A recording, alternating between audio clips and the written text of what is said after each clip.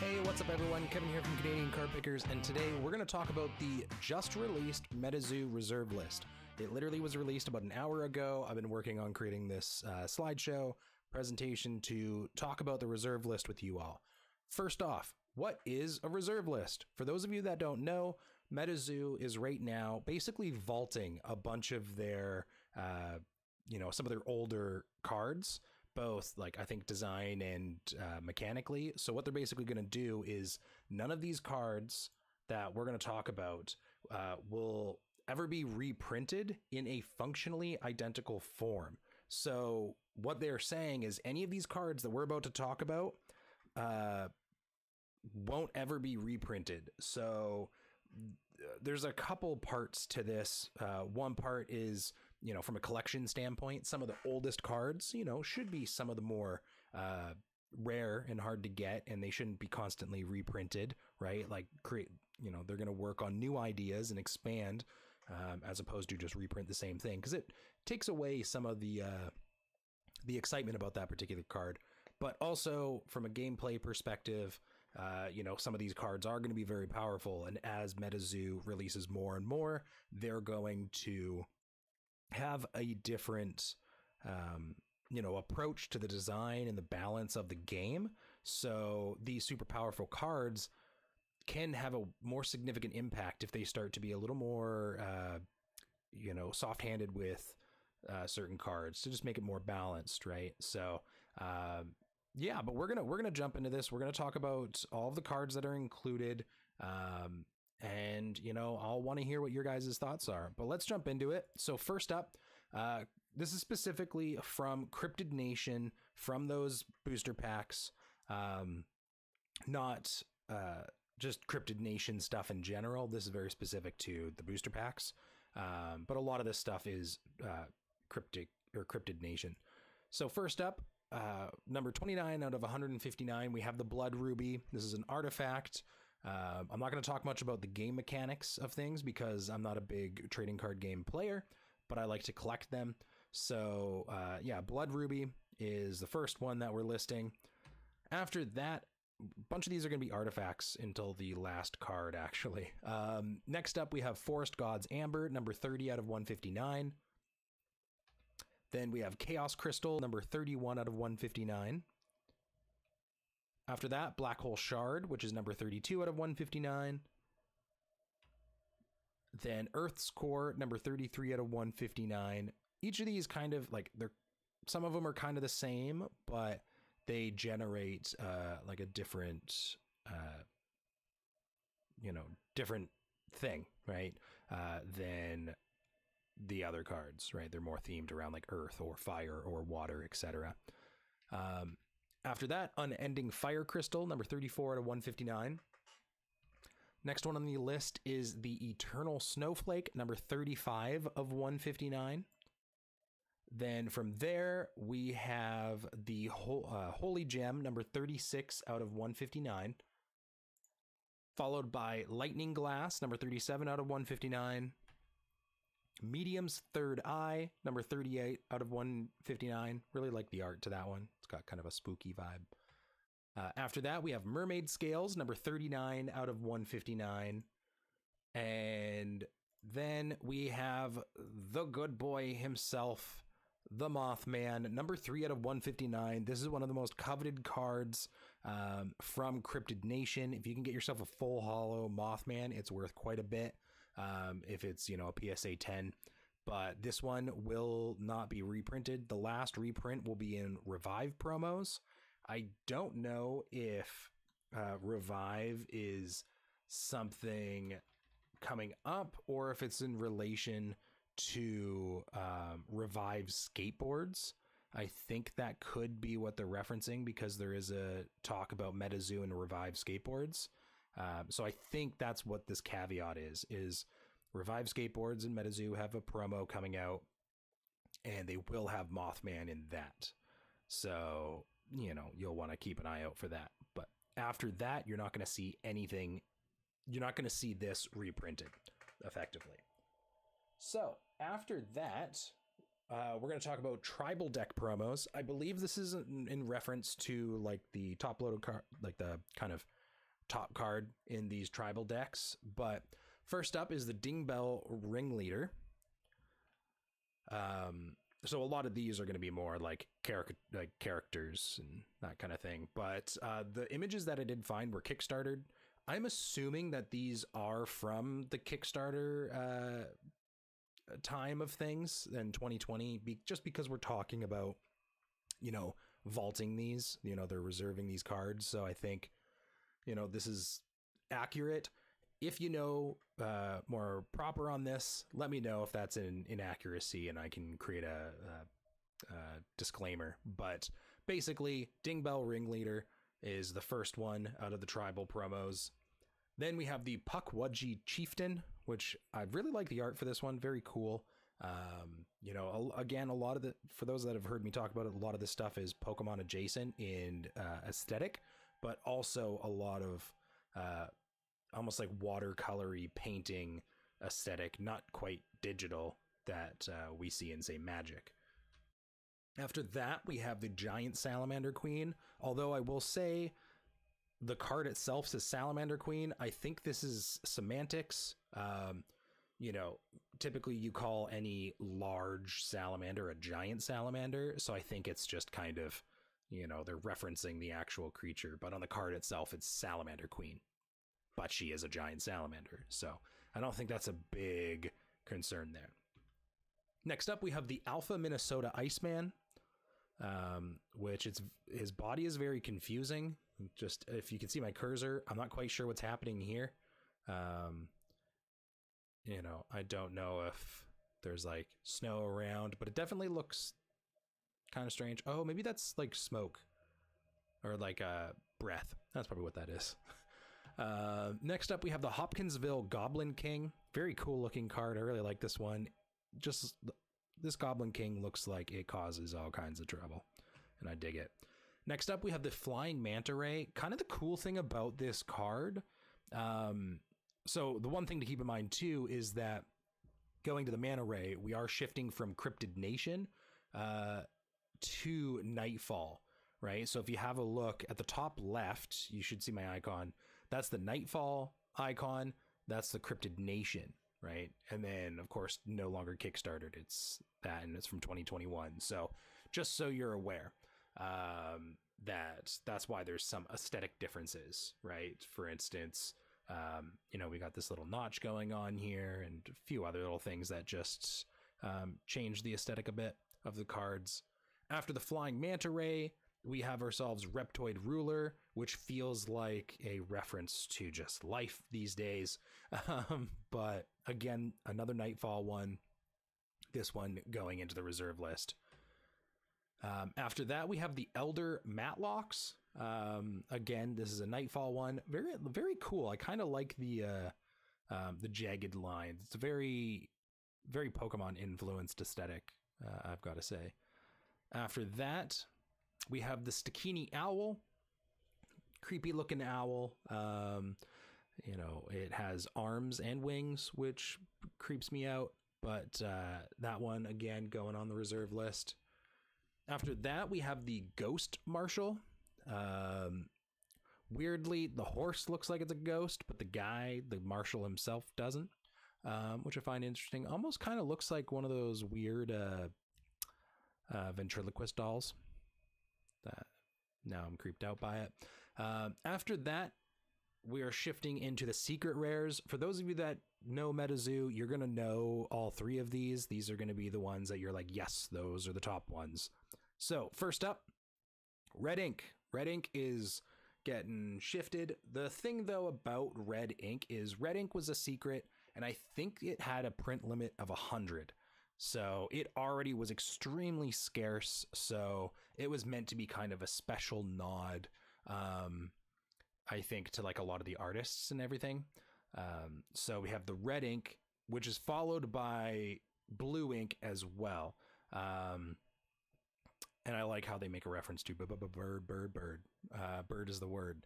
But yeah, so Blue Ink is next. I can't recall if Blue Ink was the same, if it only had a print run of 100, or if it was like the Red Ink. Oh no, it says second edition. So I think, while it's a secret, it is a second edition, not quite as insane as Red Ink. So it looks like that was a continuation of the ink kind of theme. And after that, we have Old Scratch. Old Scratch, I believe, is a top loader, if I'm not mistaken. Can't remember if it's like Cryptid Nation or what have you. But yeah, this one, also very rare. This one getting put on the reserve list. So if you happen to have one in good condition, this reserve list is only going to help improve the value of the card. So moving on, we're going to talk about release deck promos. So from here, let's have a look. So first up, we have Gaasyendietha, something like that. So that's the first one, Cryptid Nation first edition card. After that, we have Dunghavenhooter. A lot of these names are very interesting of this particular group that we're talking about here. Then we have the Manchac Swamp Priestess. After that, followed by Wahila, which is kind of interesting. It's got like a blood splatter kind of thing. So definitely was doing some hunting. Then after that, we have the Cardiff Giant. Cardiff, I think this is a reference to like kind of the hoax giant skeleton that was found in Cardiff, which I believe is in Wales, if I'm not mistaken. I could be wrong, but I think that's correct. So that's what it's referencing. It's kind of interesting because it's not like a living cryptid like a lot of these other ones. This is, kind of, it was something discovered, I believe. So yeah, it's a little interesting cryptid there. Next up, we have Garson Invader, little creepy alien bug looking thing as part of Nightfall stuff.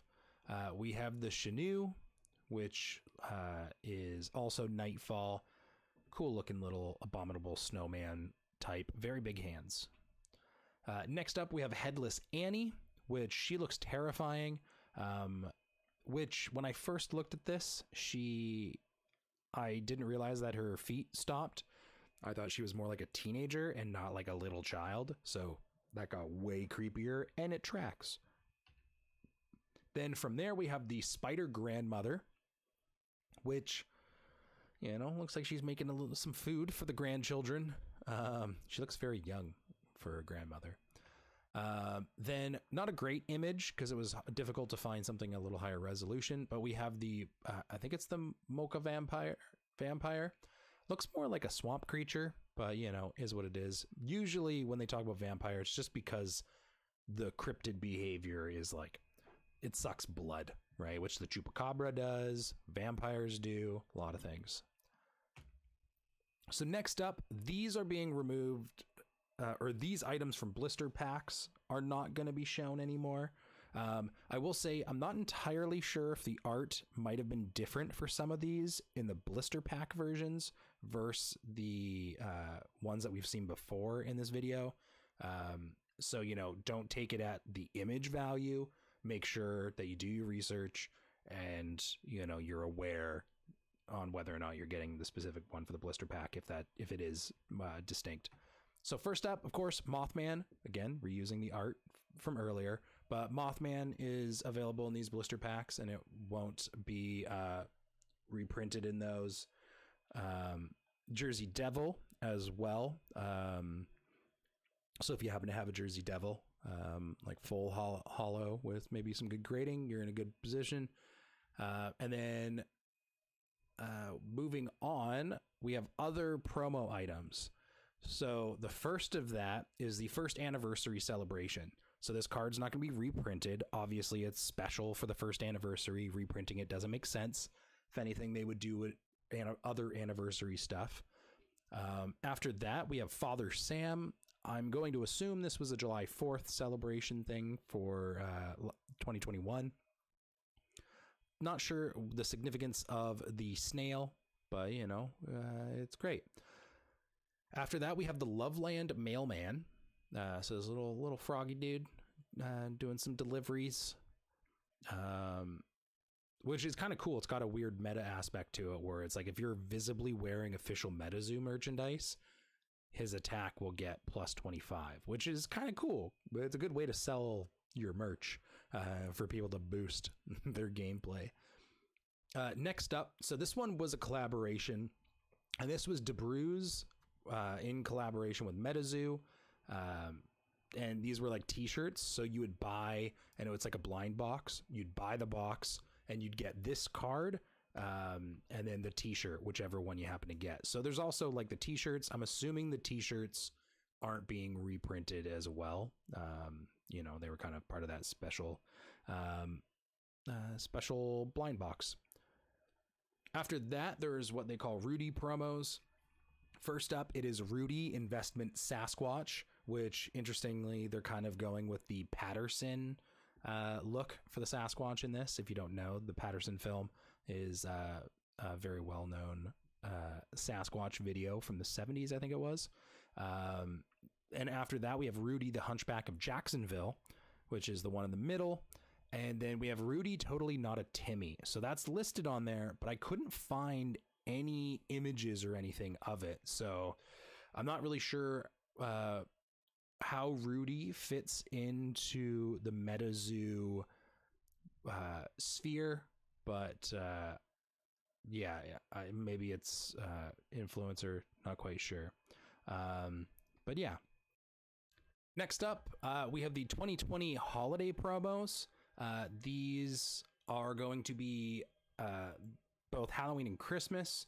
So when it comes to the Halloween set, this is going to include the Headless Horseman, Wendigo, what is it?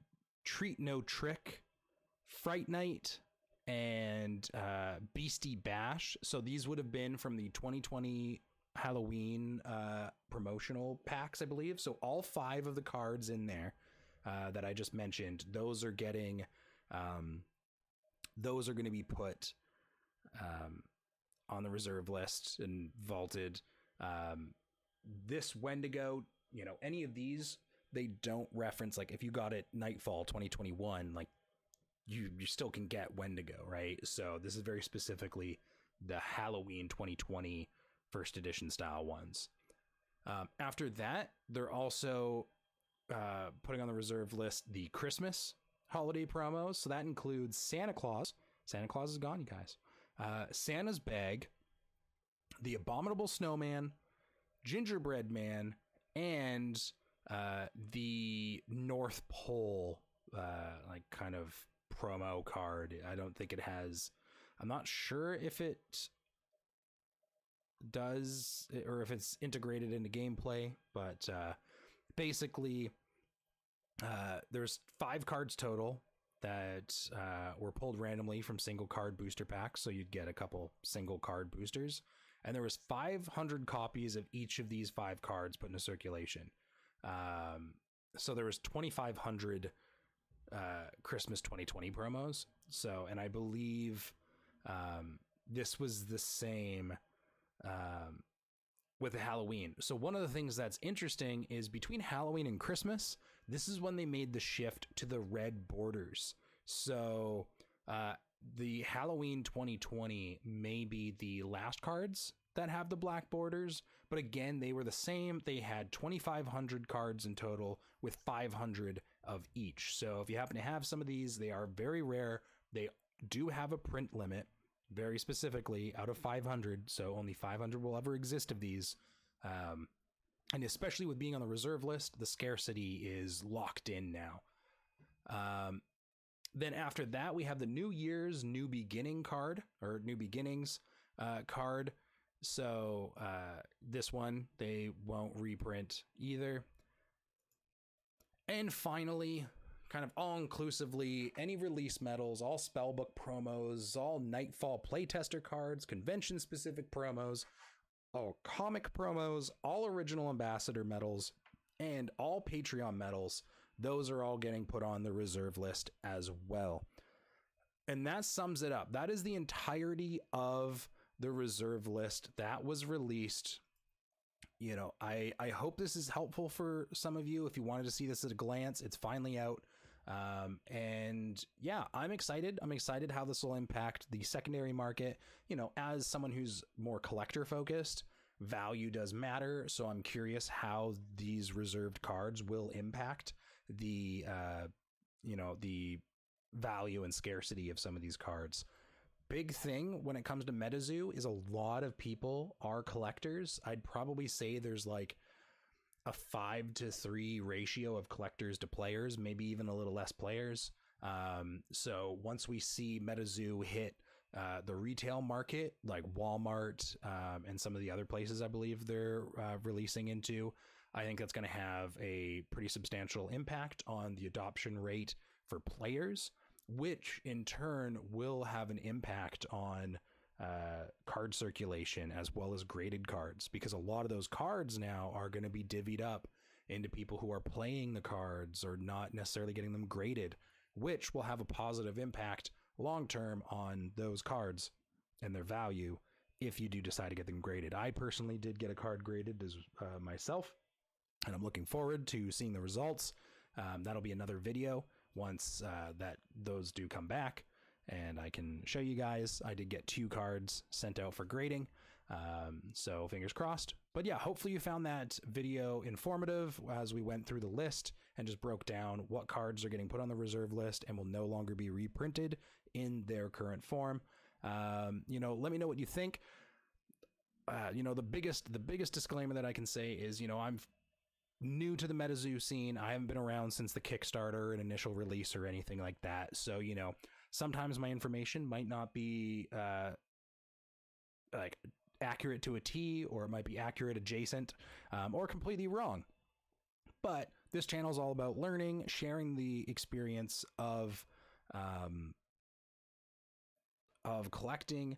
So if you do notice something, feel free to just let me know and correct me. I'm super open to correction, and we're all about, you know, constructive feedback here and all becoming better collectors. So hopefully you guys enjoyed that. Have a great rest of your day, your night, or your morning, and I will see you guys in the next video. Bye.